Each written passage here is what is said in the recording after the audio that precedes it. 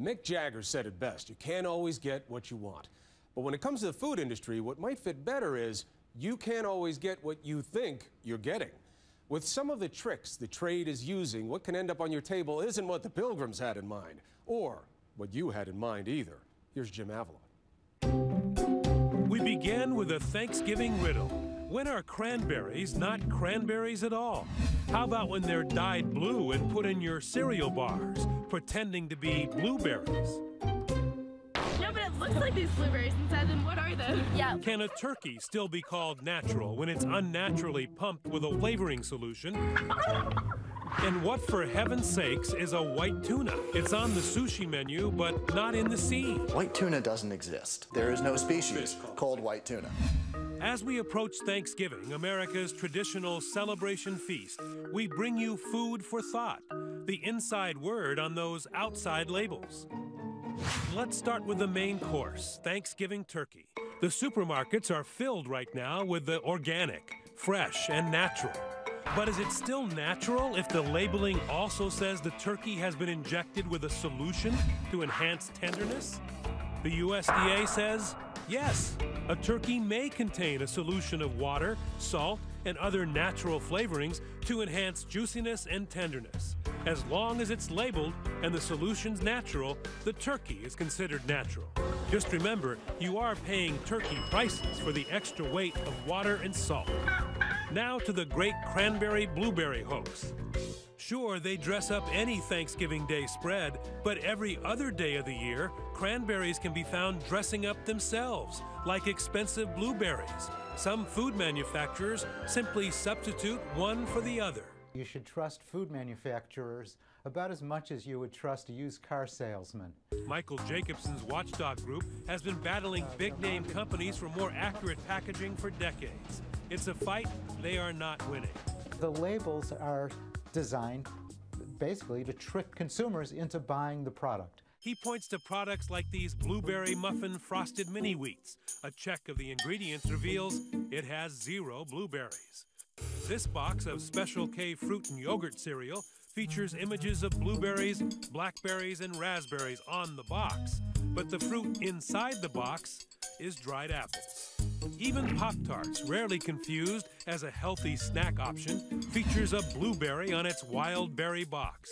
There are dried strawberries, apples, and pears inside, but not a blueberry in sight on the ingredients list. Oh, it doesn't have any blueberries in it. Yes, it does. No, it doesn't. Sugar, cranberries. Oh, it says blueberry flavored fruit pieces. Who is right? There are berries in the product, but the blueberry flavored fruit pieces are actually made with, there they are, cranberries. I feel a little betrayed. Maybe it says something about us as a culture that we'll eat something that's not even the real thing. The words naturally and artificially flavored can be found right on the front of the packaging, although they're much smaller than those big juicy blueberries. You know the old saying, big print giveth, the small print taketh away. And a company would argue and say, that's sufficient to comply with the law. Next, America's literal bait and switch. What happens when there's no box to read, no list of ingredients? In other words, what about seafood? Americans love their fish, consuming more than 4.7 billion pounds of it last year. But an ABC News investigation reveals consumers often don't get what they pay for. If you go to Los Angeles and eat red snapper every day for the next 30 days, you will never see red snapper. Odds are very, very long if you just pick a random restaurant. All over America, consumers are being overcharged for less desirable fish and served seafood different from the one on the menu. I'm a marine biologist. I've been eating fish for years, and you put a nice cream lemon sauce on it, I don't think anybody can tell the difference. Mislabeling can be profitable. Just look at what a little creative branding can do. Ocean perch masquerading as red snapper, and Atlantic salmon disguised as Copper River salmon from Alaska. The numbers, however, simply don't add up. 40,000 fish of Copper River salmon were sold last year. Well, sorry, but only 12,000 fish were actually caught in Copper River last year. Chef Barton Seaver is an author, National Geographic Fellow, and a graduate of the prestigious Culinary Institute of America.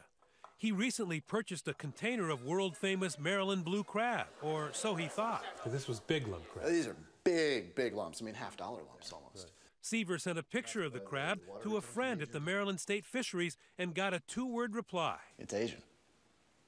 And clearly to him right away. Clearly to him right away. And you know, it was embarrassing to me almost because this is my life, this is what I do, and yet I had even been duped. Duped into paying a superior price for what he says is an inferior product that came not from Maryland, but from Indonesia. What we found in our ABC News investigation that began 18 months ago is shocking. We collected sushi in major cities. The white tuna and super white tuna samples were then sent to Nova Southeastern University in Florida for testing. Each compared against a broad DNA database of fish species to see if they were tuna at all. So collectively, it's an 86% substitution rate, which is really remarkably high. 86% of items that were listed as white tuna turned out to be something completely different. That's right, nearly 9 out of 10 white tuna sushi was not tuna at all. That couldn't be right.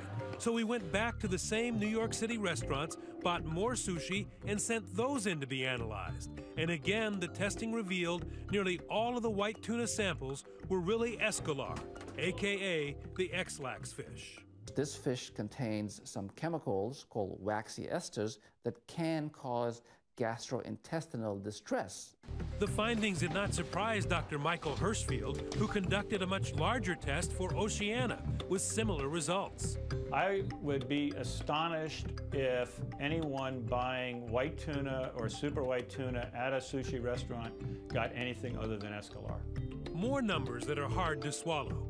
85% of all fish eaten in this country is imported, and yet less than 2% of that is actually FDA inspected. And that's the problem. There is no traceability in the system.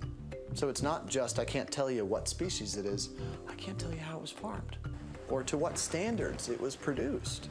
I can't guarantee the safety of that product, and that's really why people should care.